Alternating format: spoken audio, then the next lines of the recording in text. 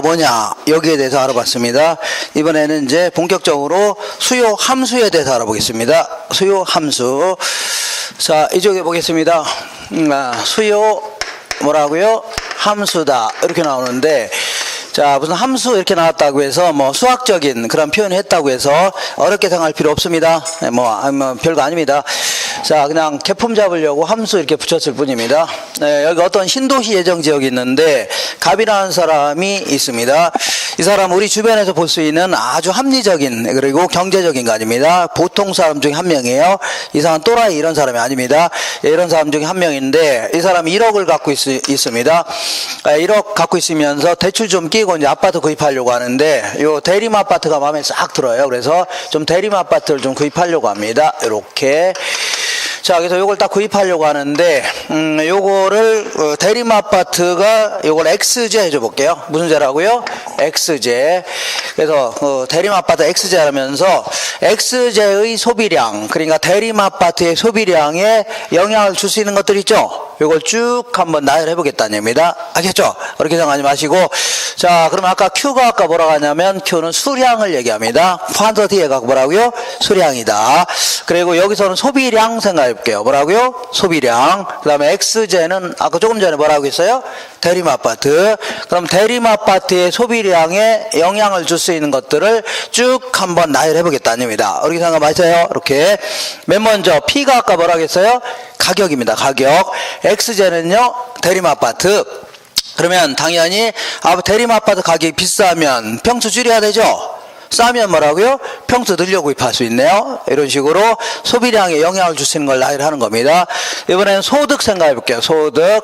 자, 이 사람이 원래는 저기다가 20평을 구입하려고 했었습니다. 네, 근데 올해 초에 이 사람이 승진이 됐어요. 승진. 그래서 대리에서 과장으로 승진했습니다. 그랬더니 회사에서 월급 100만 원 더 준답니다. 앞으로.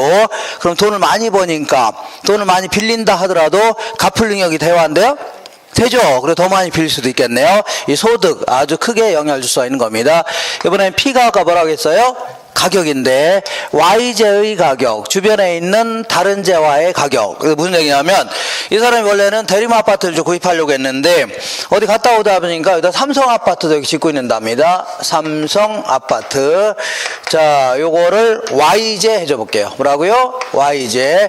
그래서 삼성 아파트 짓고 있는다길래 그 현수막 붙어 있어서 전화해봤더니, 생긴 것도 거의 비슷합니다. 그죠? 이런 건 비슷한데, 자, 대림보다 훨씬 싸게 분양한답니다. 훨씬 뭐라고요? 싸게 분양한대요. 그러면 대림 살래다. 뭐 살 수 있어요? 삼성 살 수 있는 거죠? 영향을 미쳐요, 안 미쳐요? 미친다는 얘기입니다. 이번에는, 자, 또 뭐라고요? 무슨 기호, 선호도 이런 것들. 원래는 대림의 이미지가 별로 안 좋았는데, 이 근래 들어서 얘네들이 불우유독 성금도 많이 내고, 사회도 여러 공헌도 많이 한다는 얘기죠? 갑자기 이미지가 좋아져서 저거 더 많이 살 수도 있겠네요. 그 다음에 광고, 저녁 때 그 집에서 TV 보고 있는데, 어떤 멋진 탤런트가 나와서 광고하는데 아주 재밌게 광고 잘한다는 얘기죠? 갑자기 안 살라다 저거 살 수도 있겠네요. 그 다음에 이자율, 금리 이렇게 얘기합니다. 요번에 금리가 굉장히 올랐습니다. 오르면 아무래도 좀 차질이 생길 수 있죠. 그러니까 아무래도 은행에다 줄 돈이 많아지니까 아무래도 평수 줄이거나 이렇게 해야 되겠죠. 이렇게. 그 다음에 세금 같은 것도 볼게요. 저 지역에 아파트를 구입하는 사람들한테는, 대림 아파트 구입하는 사람들한테는 취득세를 반밖에 안 걷겠답니다. 이번에. 그러면 세부담이 없으니까 저거 살 수도 있죠. 그리고 자, 소비자 입장에서 예상, 앞으로 요 지역이 아파트 가격이 올라갈 걸로 예상된다. 그러면 지금 사는 게 나아요? 올라간 다음에 사는 게 나아요? 지금 당장 살려고 하겠죠? 이런 것도 다 영향을 줄 수가 있는 겁니다. 되겠죠? 그러니까 어렵게 생각하지 마시고, 어떤 재화의 소비량에 영향을 줄 수 있는 것들을 쭉 나열한 걸 뭐라고요? 나열할 수 있죠? 나열했다 생각하시면 됩니다. 결국은 이런 것들에 의해서 영향을 받는다. 이런 것들에 의해서 비례 혹은 반비례 관계가 있다. 더 유식한 표현으로 이런 것들에 의한 함수 관계가 있다. 이렇게 펑크션 해갖고 이렇게 해서 F자 딱 써놓으니까 뭔가 있어 보여요? 안 있어 보여요? 있어 보이죠? 그러니까 그냥 저런 소비량 영향을 주는 걸 딱 나열했다 생각하시면 됩니다. 알겠죠? 자, 그럼 이번에는 수요 곡선이라는 걸 도출해 보자. 무슨 곡선이라고요? 수요 곡선이라는 걸 도출할 건데, 자, 수요 곡선은 어떤 재화의 소비량에 영향을 주는 여러 가지 요인들이 많이 있는데, 이러한 요인들을 두 가지 형태로 쪼개 보겠습니다. 요 놈과 요 놈으로. 그래서 요걸 보러 가냐면, 요번에 구입하려고 하는 재화, 해당 재화, 혹은 당해 재화, 혹은 X재, 요번에 구입하려고 하는 재화의 가격 요인이다. 요번에 구입하려고 하는 재화의 뭐라고요? 가격 요인이다. 그리고 나머지를요, 이거 이외의 요인이다. 이렇게 구분할게요. 이거 뭐라고요? 이외의 요인이다. 자, 그러면 지금부터 이 다른 요인들은 다 고정돼 있다 가정하고, 옛날에야 지금이나 똑같다고 가정하고, 해당 재화의 가격과 소비량과의 관계만 그래프로 한번 그려보겠다는 얘기입니다. 아셨죠? 얘와 얘 간의 관계만 그래프로 그려보겠다 그런 얘기입니다. 그래서 요거는 어떻게 그리냐면 이렇게 해볼게요. 이렇게. 요거는 이제 알프레도 마샬이라는 사람이 1892년도에 경제학 원리라는 그러한 책에서 최초로 이러한 수요 공급 이론을 소개했던 겁니다. 그래서 이 사람은 이쪽에다가는 가격, 그래서 프라이스 해줄게요. 이쪽은 뭐라고요? 수량 한 다음에 이건 퀀터티 해줄게요. 그리고 요거는 이제 우리 주변에 볼 수 있는 아주 대표적인 사람 하나인 갑이라는 사람 입장에서만 따져볼게요. 아주 평균적이고 보통 사람 중에 한 명입니다. 이 사람은 저 지역이 평당 한 1,500만 원이라면, 평당 대림 아파트가 이거 1,500만 원이라면 한 30평짜리를 구입할 수가 있습니다. 몇 평이라고요? 30평짜리를 구입할 수가 있는데, 만약에 1,200만 원 정도로 하락한다면 신났죠? 그래서 50평짜리를 구입할 의사가 있다. 이렇게 50평짜리. 자, 그러면 이 두 점을 이렇게 연결한 걸요, 디맨드다 해서 수요 곡선을 하는 겁니다. 아시겠죠? 그래서 요거는 그야말로 이제 감각적으로 그린 겁니다. 감각적으로 우리 같은 보통 사람 입장에서는, 일반적인 사람 입장에서는 어떤 재화의 가격이 하락하면 더 많이 살려고 하죠. 비싸면 덜 살려고 할 겁니다. 이건 이제 그래프로 이렇게 그린 건데, 어쨌거나 경제학을 공부하신 분들은 요걸 이제 현시 선호 이론이다, 아니면요 무차별 곡선 이론이다, 이런 걸 가지고 논리적으로 도출하는데, 우리는 그런 것까지 알 필요는 없습니다. 아시겠죠? 그냥 그런 건 거의가 아니라 안 물어봅니다. 그리고 원래는 이렇게, 자, 이 수요 곡선이 이렇게 커브의 형태로 그려집니다. 커브. 무슨 거라고요? 커브. 이렇게 그려지는데 왜 그러냐면, 이거는 이제 한계 효용이, 아까 한계적인 효용이 체감해서 그렇습니다. 어떤 재화를 더 많이 소비하면 할수록 그 재화의 추가적인 만족감은 자꾸 떨어진다는 얘기죠. 그래서 이렇게 커브의 형태로 그려지는데, 요것도 안 물어보니까 신경 쓰지 마세요. 자, 다만 참고로, 내가 여름에 목이 막 탄다, 그럴 경우는 콜라 한 잔을 딱 먹게 되면 그때는 만족감이 굉장히 클 겁니다. 알겠죠? 커요, 안 커요? 큽니다. 근데 만약에 두 번째 잔을 마셔봐요. 그러면, 자, 그 추가적인 만족감 있죠? 이걸 한계 효용이라는 겁니다. 추가적인 만족감은 첫 잔보다는 커요, 작아요? 줄어들 겁니다. 알겠죠? 만약 세 번째 잔을 마셔봐요. 그러면 두 번째 잔보다도 만족감 적어지겠죠? 그죠? 그럼 한 10번째 잔을 마셔봐요. 그러면 그때는 어떻게 돼요? 전날 먹었던 순대가 튀어나옵니다. 그래서 이거를 전문용어로 오버히트 했다, 이렇게 표현합니다. 아시죠? 이런 식으로. 잘 모르시나 봐요. 전문용어 잘 모르시나요? 그래서 어쨌거나 이번 기회에 알아두세요. 오버히트라는 거 뭐라고요? 토했다, 그런 얘기입니다. 이거 굳이 이런 것도 다 얘기해야 되나? 자, 어쨌거나, 자, 그러니까 추가적인 만족감, 한계 효용이, 한계라는 것은 경제학에서는 추가적인 이런 뜻입니다. 뭐라고요? 추가적인 만족감 떨어져서 그러는데, 그런 건 신경 쓰지 마세요. 다만 우리는 이제 싸면 더 살려고, 비싸면 더 살려고 하죠. 이걸요 수요의 법칙이다 해줍니다. 무슨 법칙이라고요? 수요의 법칙. 자, 19페이지 맨 위에 보니까 수요의 법칙은 가격이 오르면 수요량은 줄어들죠. 반대로 가격이 하락하면요 수요량은 증가합니다. 이걸 뭐라고요? 수요의 법칙이다 해줍니다. 자, 다만 참고로 우리는 자꾸 예외를 지금부터 자꾸 하려고 하면 헷갈립니다. 다만 여기서는 빼긴 좀 그러니까 간단히 말해볼게요.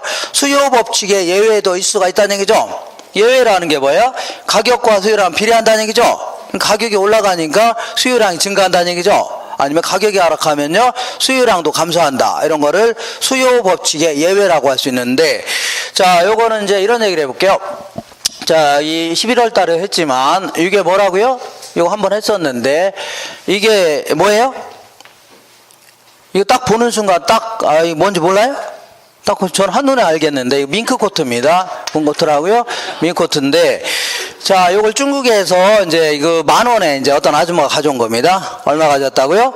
10,000원에 가져왔습니다. 그래서 이걸 가격표를 이제 서울의 압구정동, 잘 나가는 동네 있죠? 이 동네에서, 이 가게를 하면서 이거를 10만원 붙여서 딱 팔아봤습니다. 10,000원에 구입했으니까 10만원 붙이면 많이 붙인 거야? 안 붙인 거야? 붙인 거 아닙니까? 붙여서 팔려고 했더니 거의 안 팔렸습니다. 어떻게 한다고요? 거의 안 팔렸어요. 그래서 거의 망하기 직전에 술 잔뜩 먹고 와서 이 아줌마가 에라 모르겠다. 여기다가 한 900만 원 붙여봤습니다. 얼마라고요? 900만 원. 그랬더니 예약이 들어온다는 얘기죠?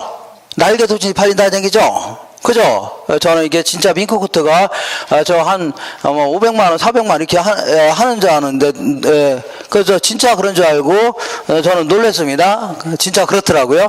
롯데백화점 갔더니 무슨 뭐 하나에 1,900 얼마 막 2,000 얼마 막 이렇더라고요. 그래서 어제가 차 한 대 값이 들었습니다. 그러니까 얘는 뭐냐면, 자, 가격이 쌀 때는 살려고 안 살려고요? 안 살려고 하는데 가격이 올라가니까 더 많이 살려고 하죠? 이런 형태로 해줍니다. 이런 걸 뭐라고요? 이걸 베블렌 효과라는 겁니다. 무슨 효과라고요? 베블렌 효과. 그래서 이거는 베블렌이라는 사람이 얘기했다 해서 뭐라고요? 베블렌 효과다. 이 사람은 이름도 참 잘 전놨습니다. 배가 불러서 나타나는 효과다. 이렇게 해서 배돼지에 뭐라고요? 기름기가 나타나서 나타나는 효과라는 얘기죠. 그걸 뭐라고요? 베블렌 효과다. 이렇게 얘기합니다. 알겠죠? 이런 게 일종의 뭐라고요? 일종의 과시성 소비 같은 거 있죠? 이런 걸 다 뭐라고요? 베블렌 효과다. 일종의 예외가 될 수 있네요. 자, 그리고 그 다음에 기펜제라고 있는데, 이런 거는 저 이해가 좀 안 될 겁니다. 안 되는데, 그래도 여기까지는 해볼게요. 자, 어떤 사람이 나한테 이렇게 얘기할 겁니다. 나한테 왜 가격이 하락하면 소비량 늘리려고 합니까? 이렇게 물어볼 수 있죠. 그럼 나는 뭐라고요? 야, 이놈아, 싸니까 더 많이 살려고 한다. 이렇게 얘기할 겁니다. 싸니까 뭐라고요? 더 많이 소비한다. 이랬는데, 한 50년 정도 이 경제학을 강의한 노 교수한테, 교수님, 왜 가격이 하락하면 사람들 소비량을 늘리려고 합니까? 그랬더니 그 교수가 한다는 얘기가, 야, 이놈아, 바쁜데, 뭐 귀찮게, 싸니까 더 많이 살려고 한다. 이렇게 얘기한다는 얘기죠. 그러면 그분이나 나나 똑같은 사람이 되는 거죠. 그러니까 뭔가 논리적으로 설명할 필요가 있다는 얘기입니다. 왜냐하면 어떤 재화의 가격이 하락하면 왜 소비량을 늘리려고 하냐는 얘기죠. 그죠? 그거를 우리 경제학에서 논리적으로 설명하고 있습니다. 어떻다고요? 논리적으로. 자, 그래서 여기서 약간 어려운 편인데 그래도 한번 들어보세요. 갑이라는 사람이 100만 원 월급 탑니다. 뭘 탄다고요? 100만 원 월급 타는데 이 사람은 그 매달 삼겹살도 사 먹고 삼겹살을 한 10근 정도 사 먹습니다. 자, 그리고 남는 돈을요 다른 재화도 구입해야 되겠네요. 타재화도 구입하고 이렇게 해야 되는데, 이렇게 왜 삼겹살의 가격이 하락하면 소비량 늘리려고 하냐는 얘기죠. 그죠?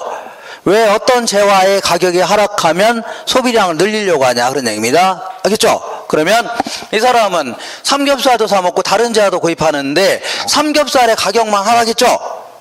다른 재화는 그대로인데 뭐만 하락했다고요? 삼겹살의 가격만 하락한 겁니다. 그럼 이 사람 생각할 때 다른 재화는 상대적으로 비싼 꼴이 되는 겁니다. 삼겹살에 비해서. 그래서 상대적으로 비싼 거를 덜 사고 싼 놈을 더 많이 소비하려고 한다는 얘기죠. 그죠? 그게 무슨 얘기냐면, 어떤 사람이 이마트에 가서 삼겹살도 한 근 사고 다른 것도 구입하려고 장바구니 들고서 이마트 갔죠? 이 앞에는 갔잖아요? 근데 삼겹살 가격만 반값으로 뚝 떨어졌습니다. 그죠? 그럼 이 사람 생각할 때 삼겹살에 비해서 다른 데는 굉장히 비싼 꼴이 되는 겁니다. 그러니까 다른 거를 덜 사고 삼겹살을 2근 사는 게 아니라 한 10근 살 수 있죠? 이런 식으로 문 얘기하겠죠? 본인이 한번 생각해 볼게요. 삼겹살 한 근 사러 이마트에 갔는데 삼겹살 가격이 반값으로 떨어졌죠? 그럼 삼겹살 한 10근 사려고 할 겁니다. 10근 아닌가요? 그 정도 많이 사려고 하죠? 다른 거 덜 사고 이렇게 하려고 할 겁니다. 이런 걸 뭐라고요? 대체 효과다 해줍니다. 상당히 어려운 편인데 무슨 효과라고요? 대체 효과다 해줍니다. 다른 사람들은 상대적으로 싼 놈을 더 많이 소비하려고 한다는 얘기입니다. 두 번째는, 자, 옛날이나 지금이나 자, 대체 효과는 없다고 치자. 뭐는 없다고요? 대체 효과는 없다고 치고 삼겹살 가격만 하락한 상태에서 옛날하고 똑같은 양을 소비한다고 치자. 삼겹살이 됐든 다른 재화가 됐든 똑같은 재화를 소비하면 돈이 남을까요? 안 남을까요? 남습니다. 왜냐하면 삼겹살이 반값으로 뚝 떨어졌죠? 그럼 똑같이 10근 사고 다른 재화도 똑같이 구입한다 하더라도 돈이 남아야 안 남아요? 남기 때문에 자, 이거를 소득이 증가된 효과가 나타납니다. 다른 재화도 구입할 수 있다는 얘기죠. 그러니까 이걸 소득 효과다 해줍니다. 그러니까 소득이 증가됐기 때문에 다른 재화가 됐든 삼겹살이 됐든 더 많이 소비하려고 한다는 얘기죠. 그렇죠? 자, 그래서 자, 이 경제학에서는 이럽니다. 왜 어떤 재화의 가격이 하락하면 소비량을 늘리려고 하냐? 그거는요, 다른 재화에 비해서 싸졌기 때문에. 두 번째 뭐라고요? 소득이 증가된 효과가 있기 때문에 더 많이 소비하려고 하는 겁니다. 약간 이 표현 자체가 어렵죠? 할만한가요? 예? 이해가 되시겠죠? 가끔 이제 물어보기도 합니다. 그래서 우리 반은 아주 겉보기에는 아주 명석해 보이십니다. 어디 보기에요? 겉보기에는 아주 명석해 보이시기 때문에 이해가 된 걸로 다 알겠습니다. 근데 자, 이따가 하겠지만 대체 효과 때문에 가격이 오르면 대체 효과 때문에 소비량을 늘리려고 하죠. 가격이 하락하면. 그 다음에 소득 효과 때문에 늘리려고 하는데 어떤 재화는 소득이 증가하면 오히려 안 살려고 하는 재화도 있습니다. 연탄 같은 거 이따 할 건데 이건 오히려 안 살려고 하죠. 예, 그러니까 오히려 안 살려고 하는데 만약에 열등제다. 이게 약간 굉장히 어려운 얘기입니다, 이거. 근데 오히려 안 살려고 할 수 있죠. 오히려 더 사는 게 아니라 안 살 수 있죠. 근데 더 크게 안 살려고 할 수도 있겠네요. 이렇게. 그러니까 대체 효과 때문에 늘어난 거는 요건데, 자, 소득 효과 때문에 오히려 더 많이 줄이려고 한다는 얘기죠. 그럼 오히려 소비량이 줄어들 수도 있겠네요. 가격이 하락하니까. 그죠? 이런 재화를 뭐라고요? 기펜제다 해줍니다. 뭐라고요? 기펜제. 이거는 되게 어려웠던 얘기입니다. 이거 얼른 지울게요. 지금 하려고 하지 마시고, 자꾸 이런 거 이해하려고 하지 마시고 서서히 하시면 됩니다. 열등제 중에 오히려 대체 효과보다는 소득 효과가 더 크다는 얘기죠. 그러니까 오히려 소비량을 더 줄이려고 한다는 얘기입니다. 가격이 하락하니까 소비량을 더 줄이려고 한다는 얘기죠. 이런 거 뭐라고요? 기편제다. 그래서 뭐 이런 게 있다 정도 하시면 됩니다. 너무 신경 쓰지 마시고 우리 시험 목적으로는 이렇게 하시면 돼요. 어떻게 하시면 되냐면 수요법칙 예외가 있는데 뭐라고요? 배불렌 효과라든가 뭐 기펜제 이런 게 있구나. 이렇게 하시면 돼요. 알겠죠? 이렇게 하시고 그 밑에 있는 우하향하는 이유 있죠? 요거는 좀 가끔 물어보니까 요거는 정리가 되셔야 됩니다. 수요 곡선이 뭐라고요? 우하향하는 이유. 요거는 정리가 되셔야 됩니다. 자, 이번에는 자, 이렇게. 자, 제가 이게 얼른 지은 이유는 이런 거 가지고 너무 집착하지 말라는 얘기입니다. 거의 안 물어보니까. 됐죠? 제가 항상 시험 목적으로 시험에 잘 나오는 내용만 자꾸 기록해 놓고 있을 겁니다. 좀 필요 없는 것들이죠? 이런 거 얼른 지울 겁니다. 그러니까 너무 짜증내지 마세요. 그러면은 자, 이번에는 개별 수요 곡선과 시장 수요 곡선 이런 게 있는데 개별 수요 곡선이라는 것은 소비자 한 명 한 명의 수요 곡선 이걸 뭐라고요? 개별 수요 곡선. 그 다음에 시장 수요 곡선은요 시장 전체에서의 소비자 개별 수요 곡선을 전부 다 합친 거 있죠? 이걸요 시장 수요 곡선이라는 겁니다. 자, 저 지역에 대림 아파트를 구입하려는 사람이 딱 2명밖에 없다고 시작. 자, 갑이라는 사람과 을이라는 사람 딱 2명밖에 없는데 을이라는 사람은 가정해보는 겁니다. 가정. 자, 경제학이라는 것은 이 복잡한 경제 현상 있죠? 요거를 주저리 나열하게 되면 이해가 전혀 안 갑니다. 그래서 이걸 아주 단순화시켜서 연구하는 겁니다. 알겠죠? 이렇게. 자, 그러면 2명밖에 없다 가정해보자. 그럼 이 사람은 이 사람보다는 돈이 많지는 않습니다. 그래서 어쨌거나 이 사람은 1,500만 원일 때는 1,500만 원일 때는 20평짜리를 구입할 수가 있습니다. 몇 평짜리라고요? 20평짜리를 구입할 수가 있다. 그 다음에 1,200만 원일 때는요, 1,200만 원일 때는 30평짜리를 구입할 수가 있습니다. 이렇게. 자, 그러면 이 두 점을 이렇게 연결한 거, 이걸 누구의 수요곡선이라고요? 을이라는 사람의 수요곡선인데, 아까도 얘기했지만, 이 지역에는 대림 아파트 살 사람이 2명밖에 없다고 했죠? 두 사람의 수요곡선을 전부 다 합친 거, 이걸요, 시장 전체의 수요곡선이라는 겁니다. 시장 뭐라고요? 전체의 수요곡선이다. 자, 그러면 어쨌거나 1,500만 원일 때는 갑은 몇 평짜리 구입하려고 했어요? 30평. 을은 뭐라고요? 20평. 그럼 시장 전체에서는 한 50평 정도를 소비하려고 하네요. 이렇게. 자, 그러면 요 점이 찍힌다. 이렇게. 그 다음에 1,200만 원 정도로 떨어진다면, 요 정도라면 갑은 몇 평이라고요? 50평. 을은요? 30평. 합치니까 뭐라고요? 80평 정도를 소비하려고 하네요. 이렇게 해서, 그러면 요 두 점을 이렇게 연결한 걸 뭐라고요? 시장 전체의 수용소 되는 겁니다. 그래서 이렇게 개별 수용소 분할은 게 완만한 형태로 그릴 수밖에 없는 겁니다. 구조상. 아시겠죠? 이렇게. 이런 거 뭐라고요? 시장 전체의 수용선. 그러면, 자, 아까는 가정을 어떻게 했어요? 2명밖에 없다고 가정했죠? 근데 아무래도 대림 아파트 살 사람이 2명만 있을래나요? 굉장히 많이 있겠죠? 이 사람 수용소를 이런 식으로 다 합쳐야 되는 겁니다. 아시죠? 그리고 만약에 저 지역에는 모든 아파트 있죠? 다른 아파트 있어 없어요? 저 지역에 모든 아파트에 대한 수요자의 수용소를 전부 다 합칠 수도 있죠? 이걸 뭐라고요? 그 시장 전체의 수용소 되는 겁니다. 뭐라 한다고요? 시장 전체의 아파트에 대한 수용선이 되는 겁니다. 아시죠? 그러면 수용선이 어디가 있어요? 이쪽으로 가면, 저쪽으로 가면 양평이 있을 겁니다. 어디다고요? 양평에 가 있겠죠? 그죠? 그러면 이따가 이제 공급선하고 하나의 그래프를 집어넣을 건데, 공급자들은 막 몇천 평 막 이렇게 공급할 거 아닙니까? 몇천만 평? 그러니까 부호를 바꿔야 됩니다. 그때 이제 만평, 막 10만 평 이렇게 부호를 바꾸면 되겠죠? 이렇게 해서 같은 그래프에 집어넣고서 분석하는 겁니다. 이렇게 아시겠죠? 이렇게 하시면 됩니다.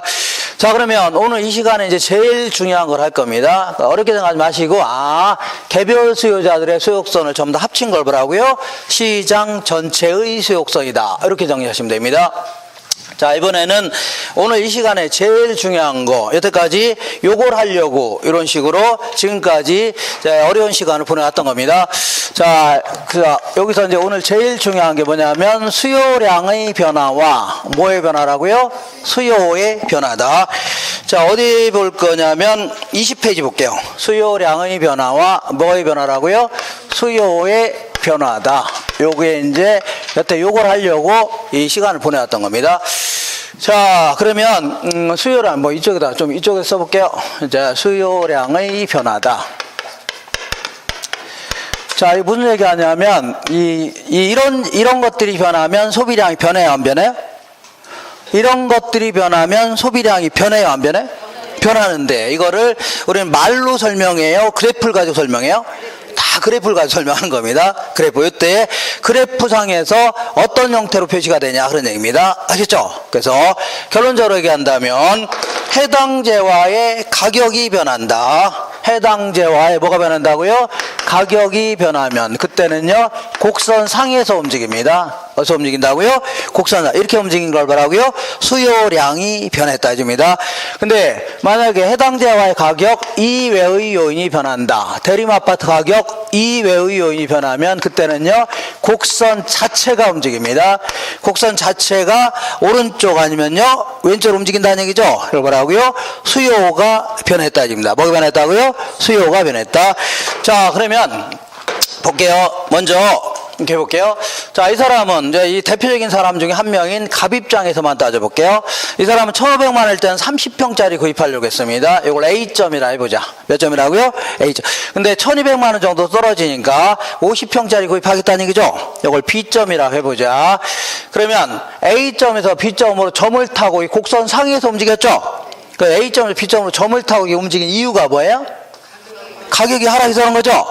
그죠? 반대로 B점에서 A점으로 이동했다면 그건 왜 그래요? 가격이 올라서 그런 겁니다. 그죠?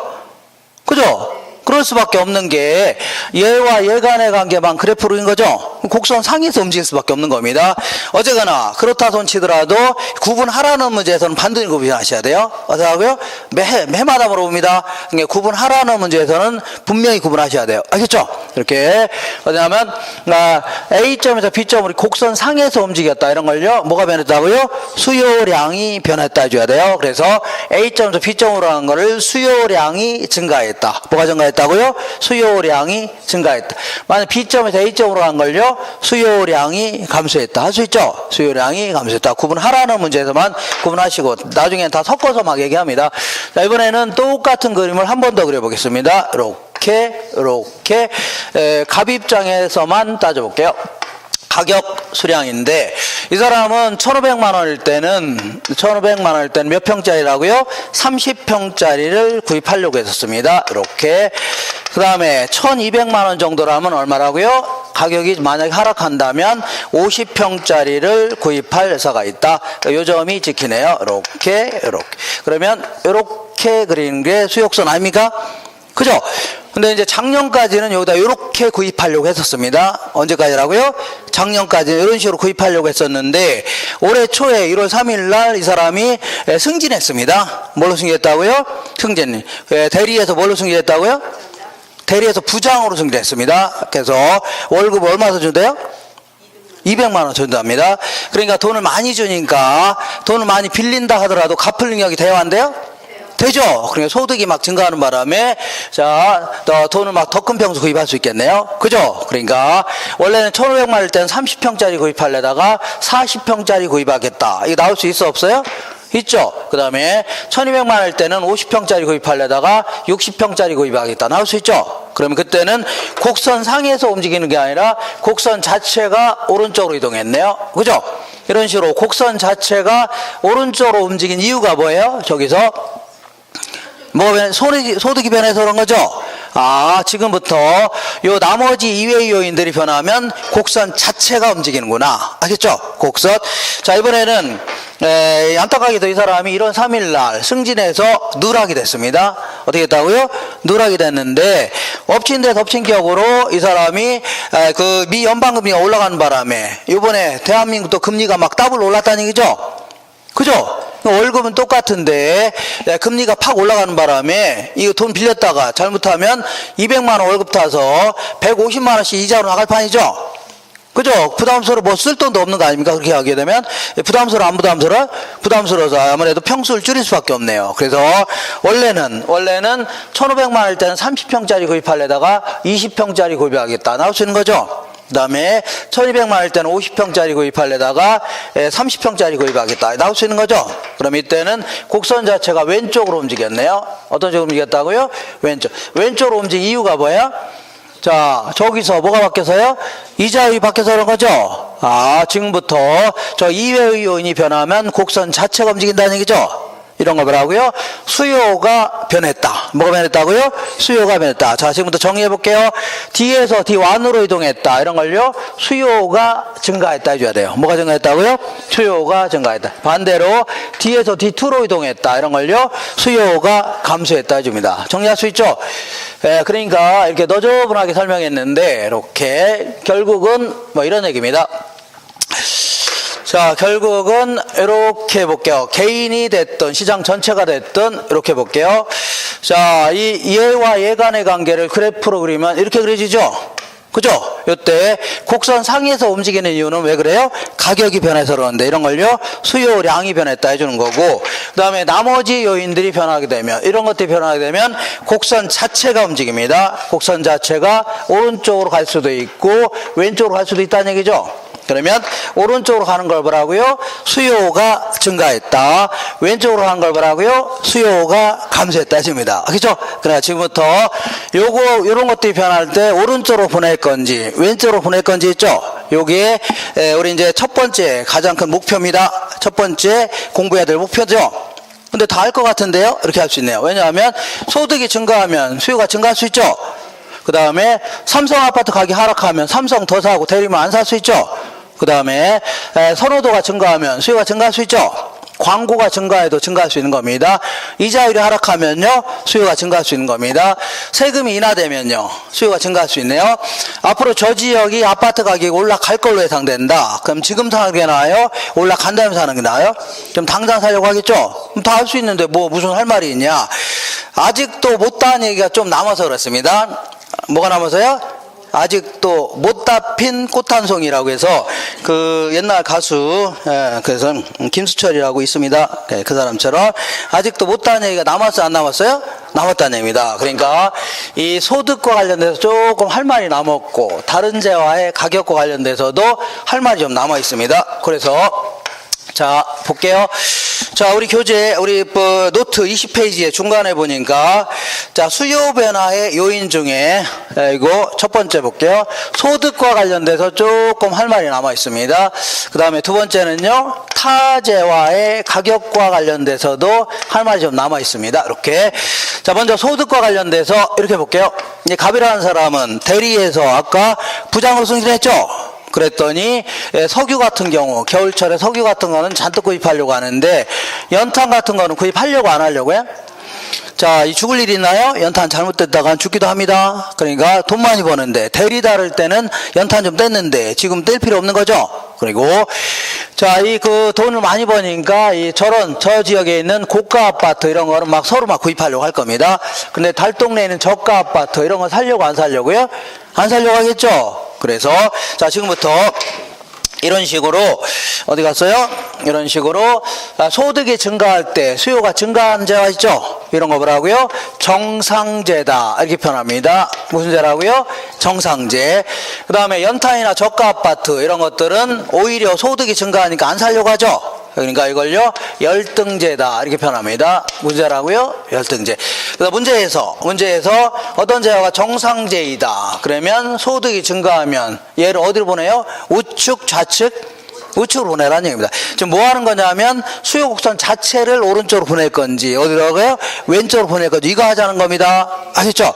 이번에는 이 재화가 연탄같이 열등재이다 그러면 소득이 증가하면 우측이에요 좌측이에요? 좌측으로 보내야 됩니다. 알겠죠? 요거 하자는 겁니다. 이거 되겠죠? 하나만 더 해볼게요. 만약에 이 재화가 소금이다. 소금 아시나요? 그러면 소금 같은 경우는 대리에서 부장으로 승진했다고 해서 콩나물국에다가 소금을 한 수저통을 10수저 넣고 이러나요? 그러지 않겠죠? 그러니까 소득과는 별 관계 있어 없어요? 없다는 얘기입니다. 이걸요, 뭐 중간재다 하고는 뭐 중립재다 해줍니다. 되셨죠? 이렇게 하시고.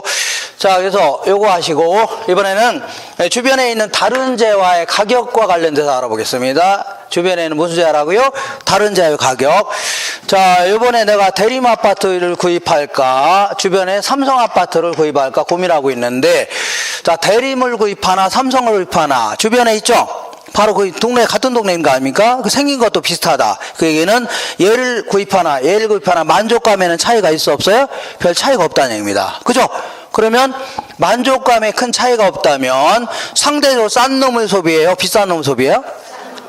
당연하죠. 싼 거를 평소 늘려 구입하려고 하겠죠? 뭔 얘기 하겠죠? 그러니까 만족감에 차이가 없다면 상대적으로 싼 놈이라든가 가격이 비슷했다면 상대적으로 싸진 놈 있죠? 이걸 더 많이 소비하려고 한다는 얘기입니다. 아셨죠? 그러니까 예를 들어 가격이 비슷했었는데 갑자기 삼성이 가격을 올렸다고 쳐보자. 올리게 되면 자, 이 삼성에 비해서 대림은 싸진 꼴이 되는 거죠. 그럼 삼성은 덜 소비하고 대림을 더 많이 소비하려고 한다는 얘기입니다. 알겠죠? 이런 식으로 사람들은 만족감에 큰 차이가 없다면 자, 어떻게 소비하려고요? 상대적으로 싸진 놈을 더 많이 소비하려고 한다는 얘기입니다. 상대 비싼 놈을 덜 소비하고 상대적으로요 싼 놈을 더 많이 소비하려고 한다. 이 두 가지 재화의 관계를요 대체재다 해줍니다. 뭐라고요? 얘를 대체하려고 하죠. 이런 거 뭐라고요? 대체재다 해줍니다. 그러면 하나 더 예를 들어 볼게요. 하나 더. 자, 지금 오비를 마실까 하이트를 마실까 좀 고민하고 있습니다. 둘 다 맛도 거의 비슷하다고 치자. 뭐가 비슷하다고요? 맛도 거의 비슷하고 생긴 것도 비슷하다. 그러면 뭐 바꾸어 소비에도 큰 차이가 있어 없어요? 없다는 얘기입니다. 그죠? 그러면 둘 중에 가격이 싼 놈을 소비해요? 비싼 놈을 소비해요? 싼 놈 소비하거나 가격이 비슷하다면 싸진 놈 더 많이 소비하겠죠? 그 얘기하는 겁니다. 가격이 비슷했었는데 갑자기 하이트가 가격을 올리겠답니다. 하이트가 뭘 올리겠다고요? 가격을 올리겠다. 그러면 상대적으로 오비는 싼 꼴이 되는 거죠. 그러면 사람들 상대로 비싼 놈을 덜 사고 싼 놈을 더 많이 소비하려고 할 겁니다. 그렇잖아요? 뭔 얘기 하겠죠? 이 두 가지 재화의 관계를요, 대체재 관계가 있다 이렇게 표현합니다. 무슨 재라고요? 대체제. 조심할 거는 얘 입장에서 얘가 대체제, 얘 입장에서 뭐라고요?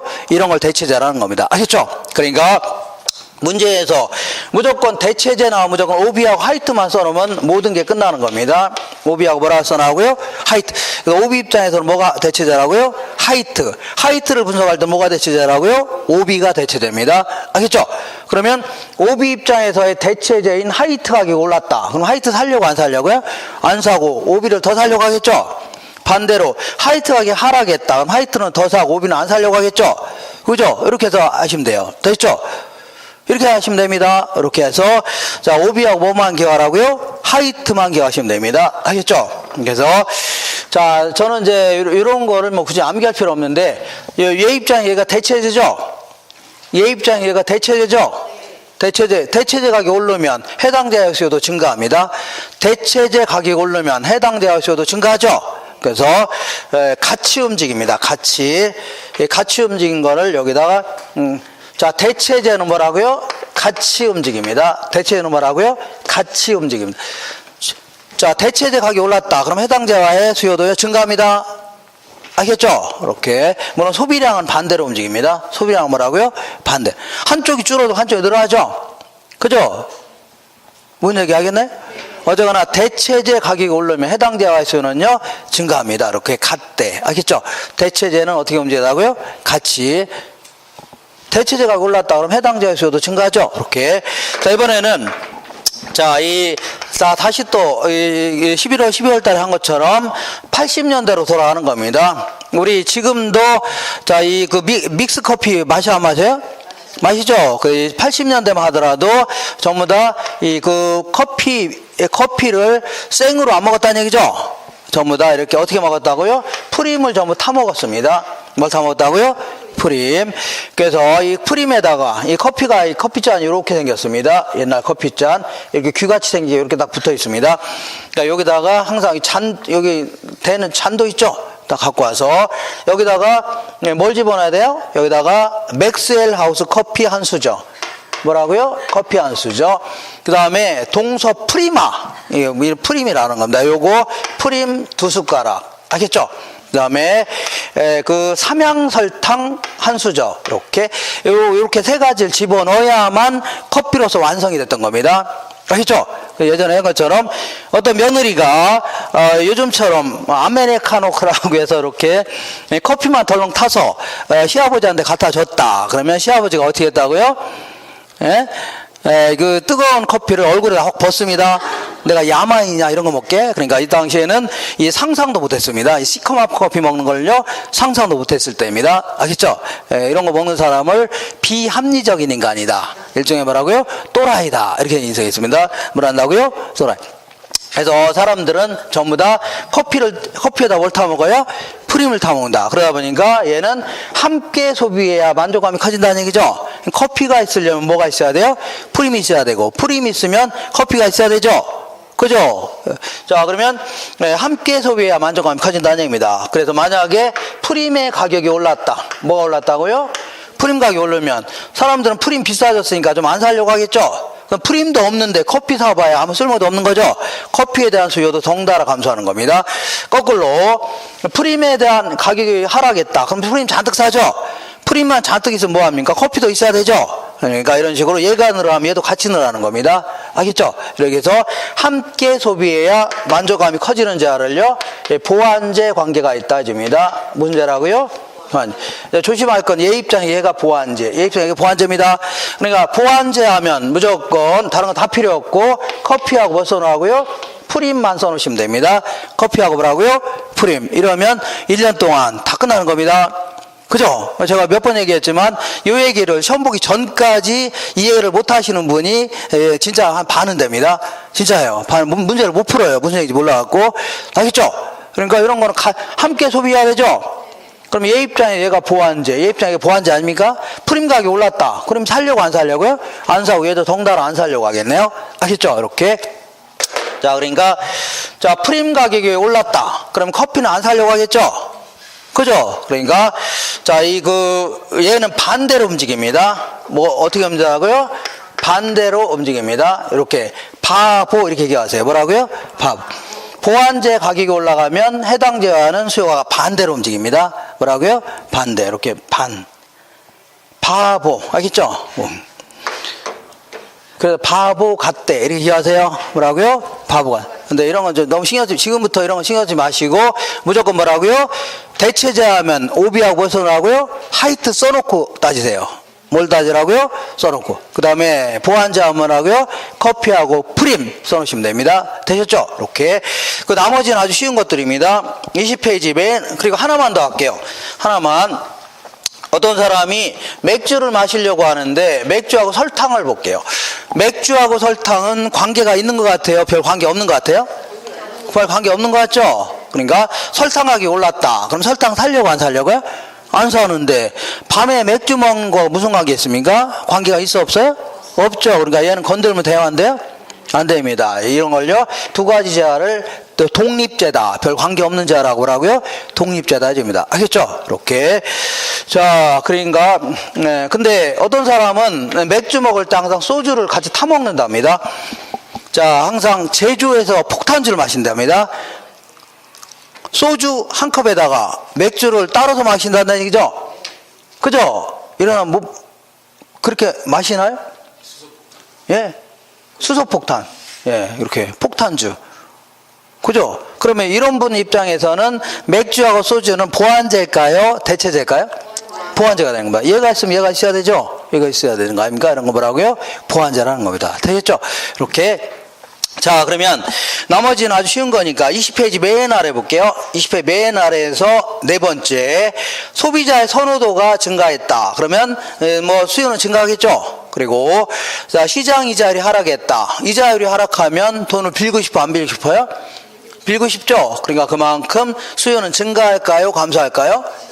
저 뭐 하는 건지 아시겠죠? 그 다음에 가격 상승이 예상된다. 앞으로 대림 아파트 가격이 올라갈 걸로 예상된다. 그럼 지금 살려고 해요? 나중에 살려고 해요?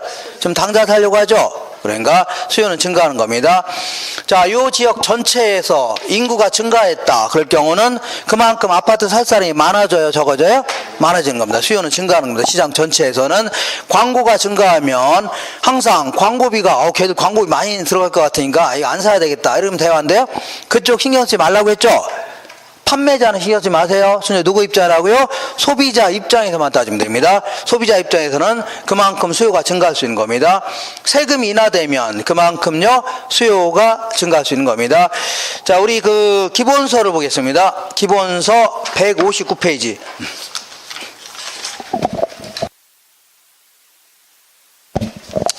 기본서 몇 페이지라고요? 159페이지 잠깐 보겠습니다. 159페이지. 158페이지부터 먼저 보겠습니다. 158페이지 찾으셨나요? 자, 거기 5번 보겠습니다. 5번. 아파트에 대한 수요의 변화 요인과 수요량의 변화 요인으로 옳게 묶인 것. 자, 무조건 수요량의 변화가 나오면 해당 제와의 가격이 나와야 됩니다. 뭐라 한다고요? 가격. 자, 그러니까 수요량의 변화 중에 오른쪽에 수요량의 변화가 있죠? 그 중에서 아파트 가격이 나와 있는 거는 몇 번째예요? 3번 아닙니까? 그러니까 정답은 몇 번이라고요? 3번을 답해야 됩니다. 몇 번이라고요? 3번. 오른쪽 보겠습니다. 6번. 다음 부동산 수요와 수요량에 관한 설명으로 틀린 것은, 자, 주택 가격이 상승하면, 가격이 올라가면 사람들 살려고 안 살려고요? 안 살려고 하죠? 수요량에 영향을 준다. 맞는 거고, 부동산 수요량은 특정 가격 수준에서 부동산을 구매하고자 하는 의사도 있어야 되고 그만한 능력도 있어야 된다고 했죠? 그때 소비량이 결정되는 겁니다. 그 다음에 부동산 수요는, 자, 지금 문제에서 이게 수요량의 변화인지 수요의 변화인지 했죠? 구분하라는 문제가 아니면 다 넓은 의미의 답을 하고요. 소비량 생각하시면 됩니다. 뭐라고요? 넓은 의미의 소비량. 그러니까 2번, 3번 이런 거 전부 다 넓은 의미의 답을 하고요. 수요량, 소비량 생각하시면 됩니다. 그러니까 부동산 수요는 구입에 필요한 비용을 지불할 수 있는 경제적 능력이 뒷받침된 무슨 수요라고요? 유효 수요만이 실질적인 소비가 결정됩니다. 그러면 만약에 이 지역으로, 요 남양주 지역으로 인구가 많이 늘어났다. 그러면 기존의 아파트를 살 사람이 많아져요? 적어져요? 많아질 수 있죠. 수요는 증가하는 겁니다. 순 유입 인구가 증가하면 주택 수요에 영향을 줘야 안 줘요? 준다는 얘기입니다. 그 다음에, 자, 수요 곡선의 이동으로 인한 수요량의 변화. 그 수요량 밑줄 치세요. 그 중간에 수요량 있죠? 요거는 밑줄 친 다음에 넓은 의미의 요거는 소비량을 얘기하는 겁니다. 넓은 의미의 뭐라고요? 소비량. 자, 그래서, 자, 수요 곡선의 이동으로 인한 소비량의 변화하는 경우, 이를 뭐라고요?